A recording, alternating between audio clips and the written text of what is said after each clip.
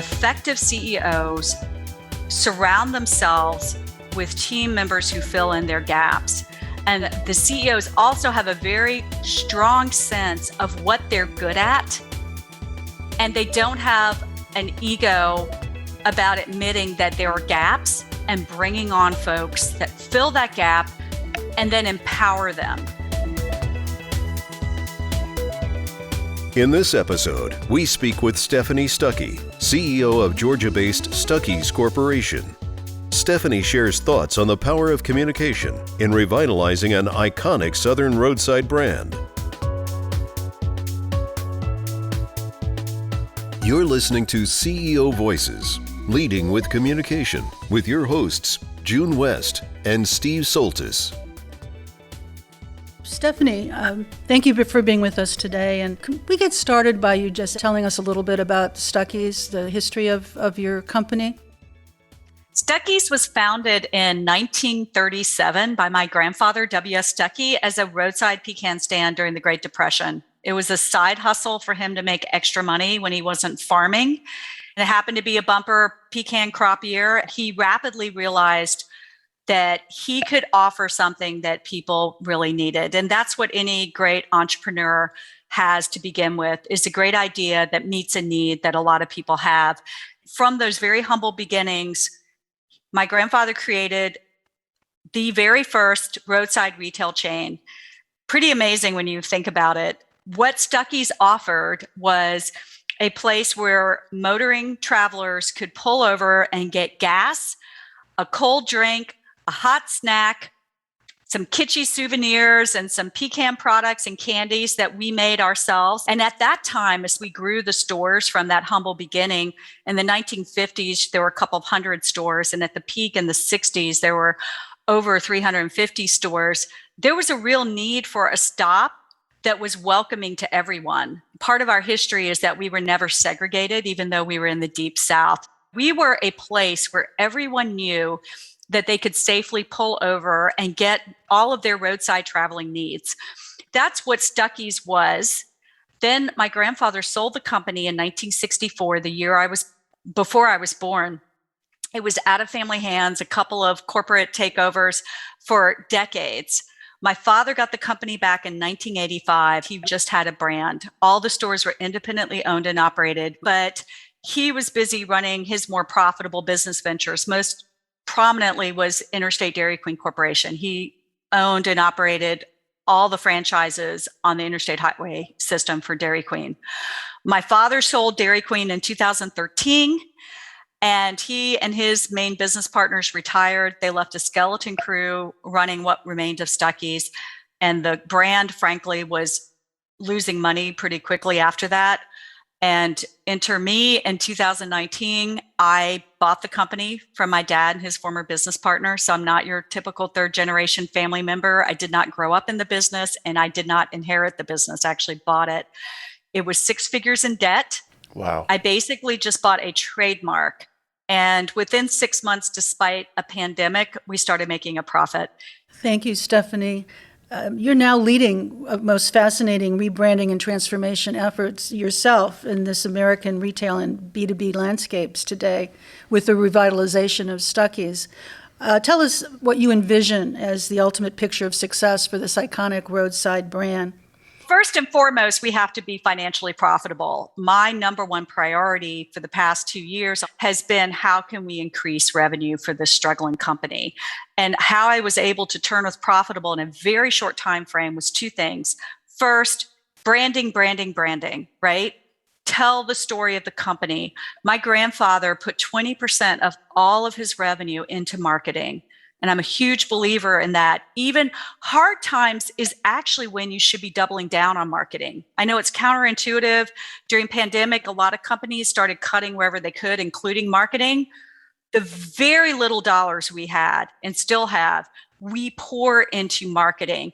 And frankly, most of it I do myself because we really are scrappy. So number one was branding. It's all about storytelling. It's not sell. It's storytelling. So I'm telling the story of the brand, and the sales started to come just through sharing that history and sharing our vision. People get attracted to that.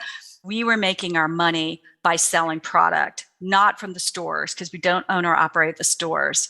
And we didn't own or operate the product, really. We were outsourcing it. I brought in a business partner.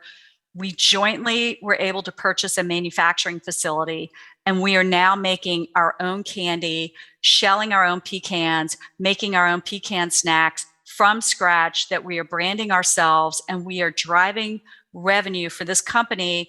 We went from about 100 external retail outlets to now we're close to 3,000. So the two ways you can increase sales is to get better margin on the front end, so that we got that by the manufacturing component, and then getting more places to sell your product. So that's been our strategy short term.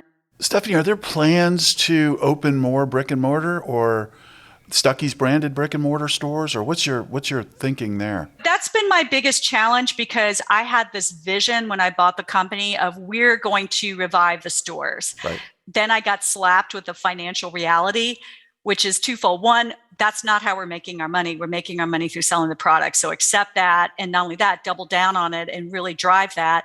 And two, brick and mortar stores are incredibly capital intensive. Right. Not only the upfront cost to build, but the operations. I don't see that's where our future lies as part of the revenue strategy. However, for the marketing and branding strategy, brick and mortar does have a very prominent role. And here's where I've rejiggered my thinking, is our vision is to have a handful of flagship Stuckey stores, brick and mortar, that the corporation owns and operates, that will be very brand forward. The revenue is going to continue to be driven through consumer product goods, CPG. Like, that really is our future. But those flagship stores, I'm calling them Stuckey's Oasis. I've got a whole concept for them, how they really will be a destination location on the side of the highway, and they will celebrate the road trip. There'll be a special place to pull over. You know, some may even claim that's a little counterintuitive, especially in the environment we've been in over the past couple of years, where the focus has been really on e-commerce and home delivery and other things. How do you, from a communication standpoint, how do you frame your vision and your strategies to some folks who Stephanie, may think part of your strategy is going to be traditional brick and mortar? How do you win hearts and minds and communicate to folks who might be skeptical in that regard? It's just being consistent and then showing that it works. The fact that within 6 months, this strategy turned a profit for a company that was 6 figures in debt, that had not spent any real marketing dollars since the 1970s, that the number one Google hit for Stuckey's when I bought the company was "Whatever happened to?" and also, "Did Stuckey's ever go bankrupt?" This is the power of the company and the vision that my grandfather created. That's the sticking power of a company that's been around for 80 plus years. If you've survived World War II sugar rationing, if you survived the building of the interstate highway system that bypassed all of your stores and you had to rebuild 2 corporate takeovers, your grandfather being ousted from the company that he built, death of the visionary founder, Arab oil embargo, and the death of the road trip, this company has resilience. Not everyone has to love our brand. We just need to have our core customers who are passionate and love our brand. I'd rather have a small number of customers who are totally dedicated than just this brand that's trying to be all things to all people. We're a brand that celebrates the road trip. Stephanie, you're speaking to a passion of mine. A pet project I have here at Darden is to examine the role of business history and heritage. And you're so passionate about your grandfather and your father and the legacy that they've left you with this company. Can you talk to us a bit about what are some of those key insights that you learned from your grandfather and your father that drive you today? My grandfather's primary focus was his employees. He firmly believed you take care of the employees and they're going to take care of the customers. So he really made sure that his employees had ownership in the company. He had a structure where the franchisees owned and operated the stores, and it was usually a husband-wife team that lived in the back of the store. They owned usually about 70% of the store, and that remaining 30%, my grandfather would often front the money for them to start the business. He would give that remaining percentage to his employees. the candy plant workers had some ownership in the company. It was that sense of we're all in it together. My dad is still very much alive. He calls and texts me almost every morning, usually around 5 a.m. He is really driven by making sure that we have cash flow. What's your cash on hand? Don't grow too much that, yes, you can be very profitable on paper, but if you needed to get money out of the bank tomorrow for something essential, can you do it? It seems so fundamental. It seems so basic, but my father drills that in me constantly, and it's great advice. Steph, how do you frame your narrative? How do you frame the story to external as well as internal stakeholders? I know the internal side, that's a journey that's just beginning, but maybe if you could just kind of focus on, what is that story? You talked about nostalgia and heritage. What else comes into play when you tell the story of Stuckey's? I decided I was going to visit every store. I started documenting my travels on social media and sharing the journey, our comeback journey. What I quickly learned was the posts that got the most engagement. For me, it's not just people liking your post, but actually having a conversation with you. You want people to connect with your brand on an emotional level, on a conversational level. You want them to reach out to you and engage. And the posts that did that were the posts where I really didn't talk about Stuckey's as much. I talked about the road trip. People get really excited and they start sharing their stories. Then I realized it's the road trip. So that's how you bring back your brand. I'm sharing a common experience that people can relate to. Even if they've never heard of Stuckey's, there are a lot of people who love to travel by car. The stories I'm telling defy age limitations. It's people who love to road trip. You can be 8 and you could be 80. And you could love to get in the car and explore. Here is the crazy thing that I never anticipated that has just started happening within literally the past couple of weeks. I am getting an insane number of people reaching out to me every single day with photographs of buildings that used to be Stuckey's. We now only have 20 standalone brick and mortar Stuckey's that are still operating as Stuckey's. At our peak, we had 368 stores.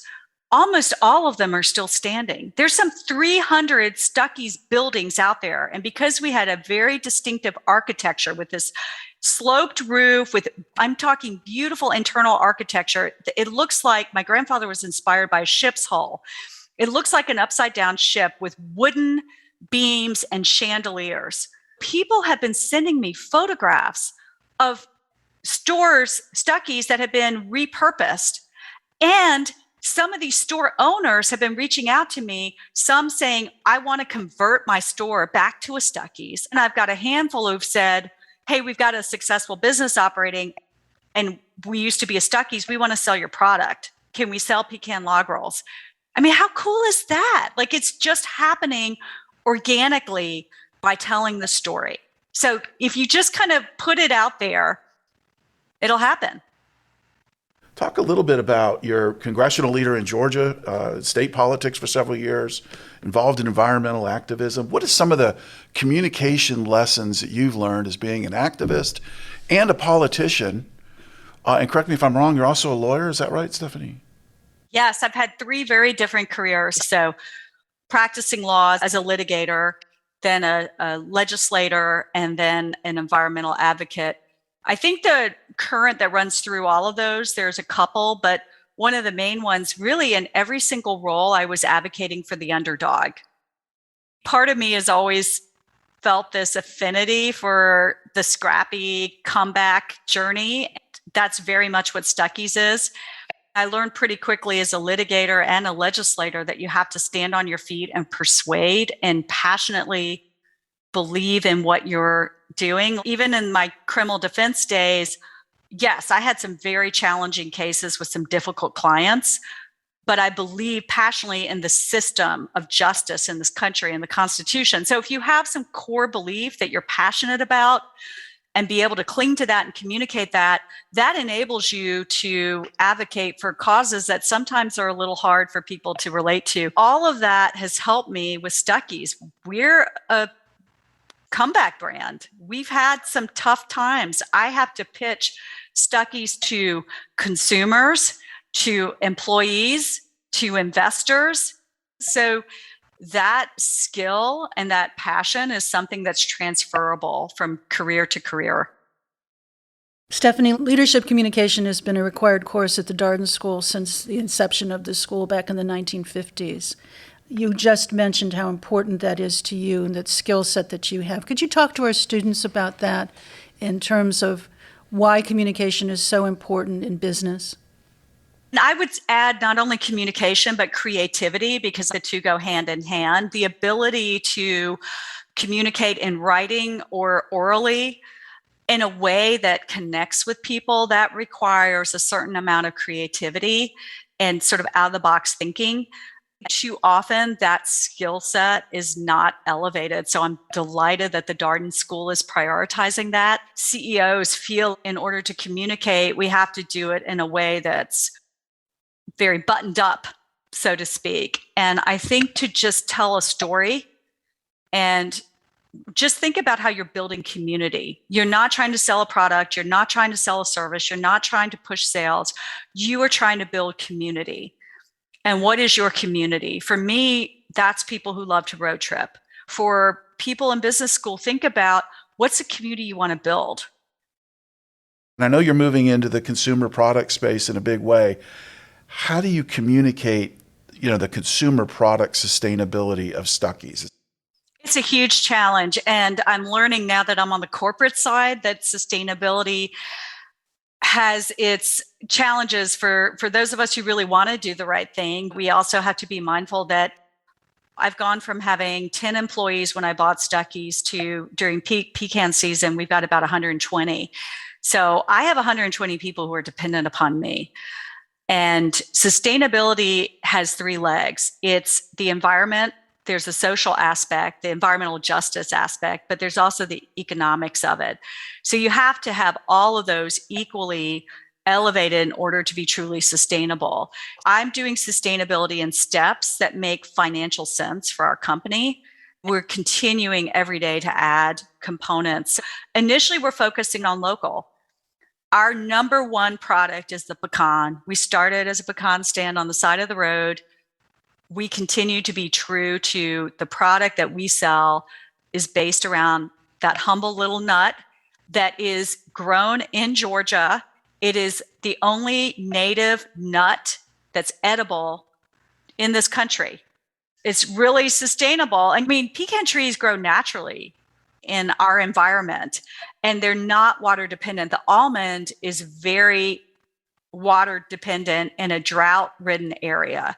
So our number one commodity is great for the environment. It's natural, it's local, it's healthy. And we source all of our pecans in Georgia. We're not shipping them all over the world to get to our shelling plant.